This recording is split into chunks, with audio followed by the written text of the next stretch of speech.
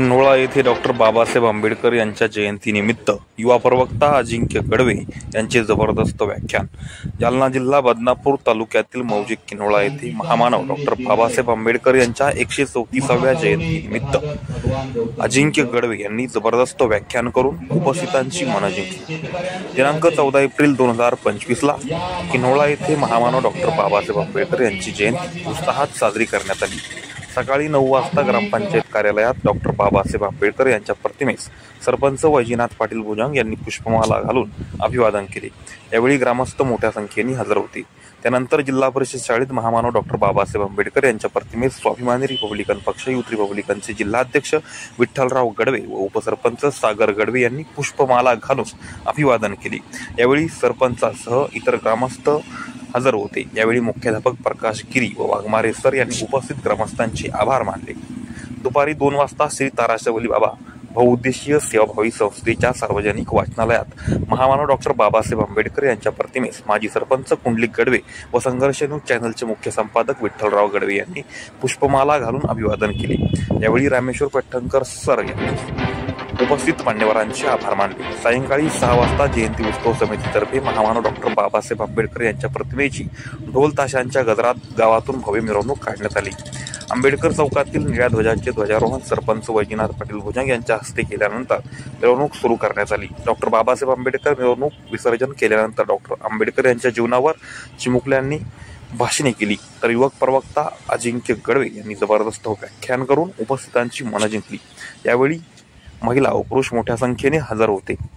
या कार्यक्रमाचे सूत्रसंचालन कैलास गडवे सर यांनी केले, तर उत्सव समितीचे अध्यक्ष दीपक काळे यांनी पोलीस अधीक्षक चौरे स्वागत केले।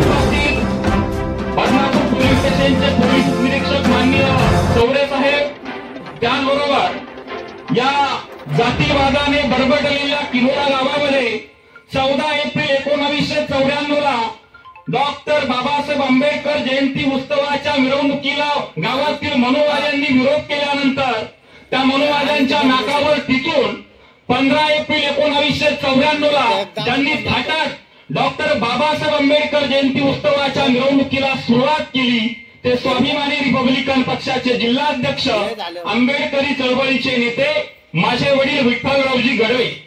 त्याचबरोबर या किन्होळा नगरीचे विद्यमान सरपंच वैजनाथ पाटील भुजंग, तंटामुक्तीचे अध्यक्ष रामेश्वर पाटील भुजंग, त्याचबरोबर गावातील असणारे माननीय आमचे सुरेश भुजंग, नूरका पठाण, या डॉक्टर बाबासाहेब आंबेडकर जयंती उत्सव समितीचे अध्यक्ष दीपक काळे आदी सर्व आपण सर्व आपल्या सर्वांची नावं घेतली असं समजून आपल्या सर्वांना या ठिकाणी स्वाभिमानाचा क्रांतिकारी स्वाभिमानी जय भीम करतो।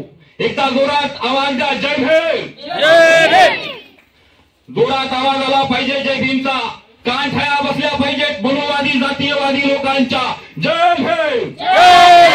डॉक्टर बाबासाहेब आंबेडकरांचा, डॉक्टर बाबासाहेब आंबेडकरांचा।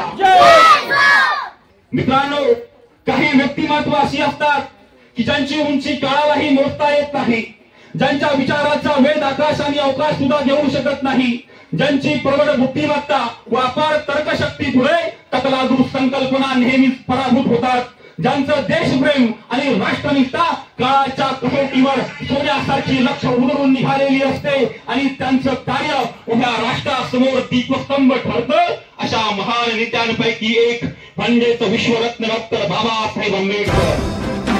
डॉक्टर बाबासाहेब आंबेडकरांचं जीवन, व्यक्तित्व, कर्तृत्व भारत राष्ट्राच्या, अखिल जगाच्या आणि विश्वासात्मक मानवतेच्या इतिहासात सोनेरी अक्षरांनी लिहिलं जावं अशा महान योग्यतेचं आहे। कारण अशा अलौकिक आणि अदरणीय गुणांमुळेच डॉक्टर बाबासाहेब आंबेडकर जगातील कोणत्याही आणि कुठल्याही व्यक्तीच्या चिंतनाचा, मननाचा, आदराचा, आनंदाचा आणि लेखनाचा विषय होत आहे, ही आवर्जून समजून घ्यावी अशी वास्तविकता आहे। मित्रांनो, डॉक्टर बाबासाहेब आंबेडकर म्हणजे नेमकं काय हे सांगताना आचार्य अत्रे असं म्हणतात की बाबासाहेब म्हणजे बंड, एक मूर्तिमंत बंड की ज्यांच्या देहातील कणाकणातून बंड थैमान घालीत होतं। बाबासाहेब म्हणजे जुलमाविरुद्ध उगारलेली वज्राची मूठ होय। बाबासाहेब म्हणजे जाती भेदावर आणि विषमतेवर सोडलेलं सुदर्शन चक्र होय। बाबासाहेब म्हणजे समाजातील सत्ताधारी वतनदारांच्या विरोधात पुकारलेलं एक युद्धच होय. बाबासाहेब म्हणजे बाबासाहेबच, दुसरं नाव उच्चारायला जी तयार होत नाही एवढं सामर्थ्य मित्र हो बाबासाहेबांच्या फक्त नावातच होतं.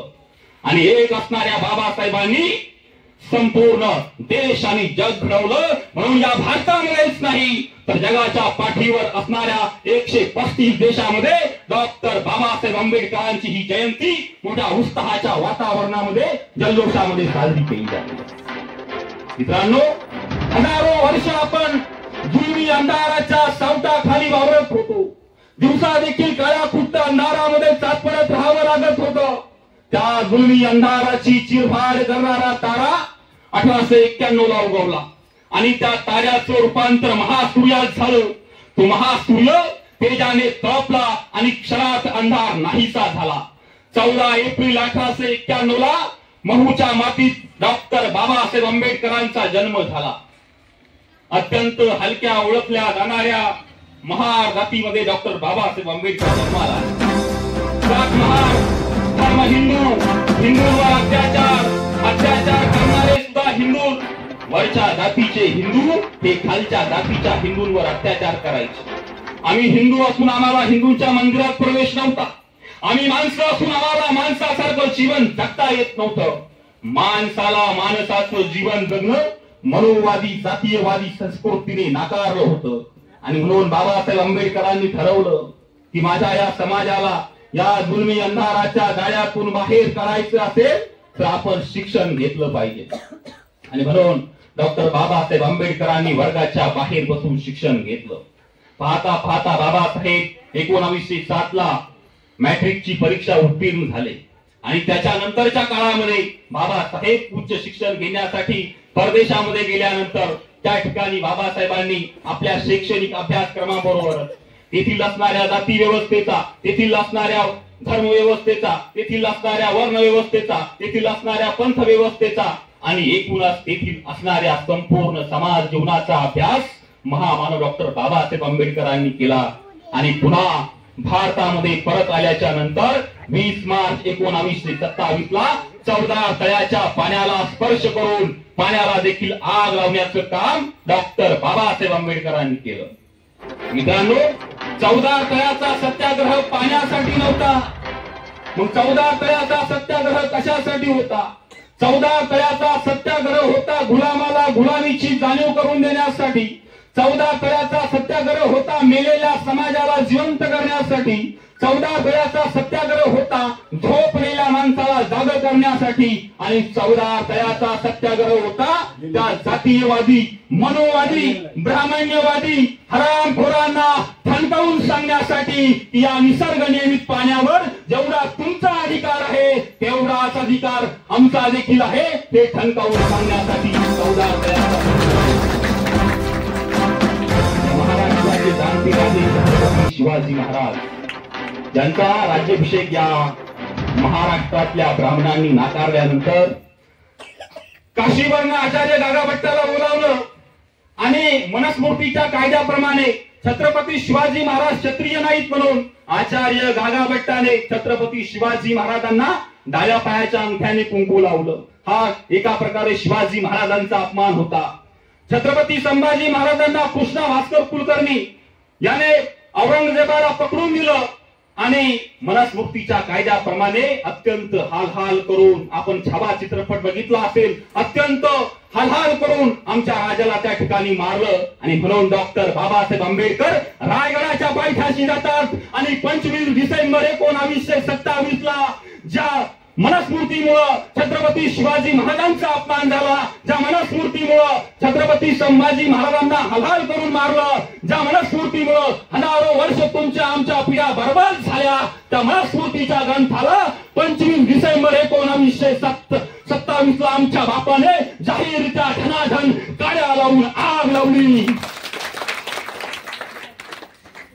मित्र हो, 1935 ला बाबासाहेब नाशिक जिल्ह्यातल्या एवढ्यामध्ये भाषण करतात आणि त्या भाषणात असं म्हणतात, कोणत्या जातीत जन्माला यावं, कुणाच्या घरात जन्माला यावं, कोणत्या धर्मात जन्माला यावं, कोणत्या राज्यात जन्माला यावं हे माझ्या हातात नव्हतं.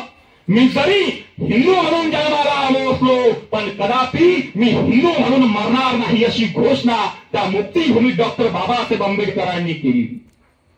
आणि तब्बल 35 वर्ष बाबासाहेब आंबेडकरांनी या देशातील असणाऱ्या सगळ्या धर्मांचा अभ्यास केला.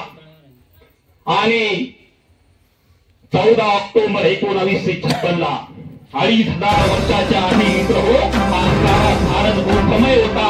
पंढरपूरचं देऊळ हे बुद्ध विहार होतं आणि त्या असणाऱ्या 84,000 बौद्ध विहारांची बौद्ध स्तूपांची निर्मिती सम्राट अशोकाने केल्यानंतर सम्राट अशोकाचा नातू बृहदत्ताच्या काळामध्ये बृहदत्ताचा सेनापती असणाऱ्या पुष्यमित्र शृंग या ब्राह्मणाने त्या असणाऱ्या बृहदत्ताची कपटनीतीने हत्या केली आणि जो कोणी बौद्ध भिक्खूंचं त्या ठिकाणी शिरकलम करून आणेल त्याला सोन्याचे शिक्के दिले जाईल अशा पद्धतीचं प्रमाण काढलं. आणि विज्ञानवादी अहिंसावादी धम्म जो या ठिकाणी ब्राह्मणांनी कपटनीतीने संपवून टाकला होता त्याच धम्माची दीक्षा डॉक्टर बाबासाहेब आंबेडकरांनी 14 ऑक्टोबर 1956 ला तुम्हाला आणि मला दिली. बौद्ध धम्माच्या ओटीत टाकलं मित्र. 15 ऑगस्ट 1947 ला भारताला स्वातंत्र्य मिळालं. परंतु भारत देशाला स्वातंत्र्य मिळालंय पण या देशाचा राज्यकारभार चालवायचा कसा चालवायचा हा प्रश्न या देशातील प्रमुख नेते मंडळींना पडला. आणि मग या देशातले सगळे नेते राजेंद्र प्रसाद असतील जवाहरलाल पटेल असतील सगळेच्या सगळे त्या ठिकाणी इंग्लंडमध्ये गेले. माउंटबॅटनला सांगितलं की तुम्ही आम्हाला स्वातंत्र्य दिलं पण एक काम करा आम्ही आमच्या देशाचा कारभार चालवू शकू अशा पद्धतीची एखादी नियमावली आमच्यासाठी द्या. पण बाबासाहेबांचं शिक्षण तिथे झालं होतं इंग्लंडमध्ये कोलंबिया विद्यापीठामध्ये आणि त्या लोकांना देखील माहिती होतं की बाबासाहेब काय चीज आहे. त्यांनी सांगितलं की जा तुमच्या देशामध्ये एवढा मोठा विद्वान आहे तो तुम्हाला पाहिजे तसं संविधान तयार करून देईल. आणि मग त्या लोकांनी सांगितलं जा बाबासाहेबांचं नाव सांगितलं. हे सगळे नेते बाबासाहेबांकडे आले आणि डॉक्टर बाबासाहेब आंबेडकरांनी सर्वांना नमस्कार. छान भाषण करतो. माझी मिरवणूक चालू आहे तिकडे चालू द्या तुमचं चालू द्या. डॉक्टर बाबासाहेब आंबेडकरांनी 2 वर्ष 11 महिने 18 दिवसाच्या कालावधीमध्ये या देशाच्या असणाऱ्या प्रत्येकाला मला सन्मानाने स्वाभिमानाने जगता आलं पाहिजे म्हणून जीवाचं रान करून रक्ताचं पाणी करून रात्रीचा दिवस करून या देशासाठी संविधान लिहिलं. म्हणून जाता जाता एवढंच सांगतो एक तरफ मेरा भीम था खिलाफ सारी दुनिया थी. एक तरफ मेरा भीम था खिलाफ सारी दुनिया थी. धर्म के नाम पर चलने वालों की ये गद्दारी थी लेकिन दुश्मन भी कुछ न बिगाड़ सके मेरे भीम का क्योंकि कलम मेरे भीम जी की तलवार से भी भारी थी. तलवार से भी भारी थी. म्हणून सांगतो आपल्या सर्वांची रजा घेतो. मनपूर्वक धन्यवाद.